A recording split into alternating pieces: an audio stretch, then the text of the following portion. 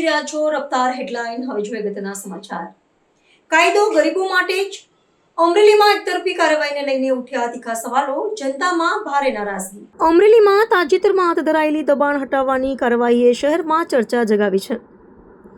રસ્તા કિનારે નાનકડો ધંધો કરીને પરિવારનું ગુજરાન ચલાવતા લોકોએ તંત્રની સૂચનાનું પાલન કરીને કોઈ વિરોધ વગર સ્થળ ખાલી કરી દીધું હતું, પરંતુ હવે લોકોનો સવાલ એ છે કે શું આવી જ કડકાઈ પ્રભાવશાળી અને વફાદાર લોકો સામે પણ જોવા મળશે? શહેરમાં એવી ચર્ચાઓ જોર પકડી રહી છે કે ગેરકાયદેસર કબજાઓ અને જાહેર મિલકતો પર વર્ષોથી દબાણ જમાવી બેઠેલા મોટા માથાઓ સામે કાર્યવાહી કેમ થતી નથી? સામાન્ય લોકો સામે તાત્કાલિક પગલાં ભરતું તંત્ર પ્રભાવશાળી વર્ગ સામે મૌન કેમ છે? તે મુદ્દે લોકો ખુલ્લેઆમ પ્રશ્નો ઉઠાવી રહ્યા છે। સ્થાનિકોમાં એવી લાગણી પ્રબળ બની રહી છે કે જો કાયદો ખરેખર બધાને માટે સમાન હોય તો કાર્યવાહી પણ કોઈ ભેદભાવ વિના થવી જોઈએ।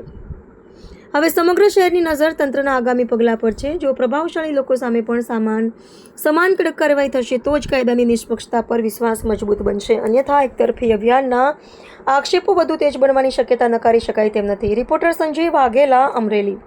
નગરપાલિકા અને રોડ એન્ડ બિલ્ડિંગ દ્વારા જે આપણા મેઇન રસ્તાઓ છે, સેન્ટર પોઈન્ટથી રૂપમ ટોકીના ઢાળથી કુકાઓ ચકાતનાકા અને સેન્ટર પોઈન્ટથી લાઠી રોડના બાયપાસ સુધીનો જે રોડ છે એમાં જે દબાણદારો હતા એ લોકોને અગાઉ નોટિસ આપેલી હતી અને આજે નોટિસના દિવસે એમને દબાણ હટાવવાની કાર્યવાહી કરવામાં આવેલ હતી, જેમાં મોટાભાગના દબાણદારોએ જાતે જ દબાણ હટાવી લીધું હતું અને જે થોડા ઘણા દબાણ બાકી હતા હટાવવાના એને આજે નગરપાલિકા અને આરએનબી દ્વારા હટાવવાની કાર્યવાહી કરવામાં આવી અને લો એન્ડ ઓર્ડરની પરિસ્થિતિ માટે વહીવટીતંત્ર અને પોલીસ સાથે હતી।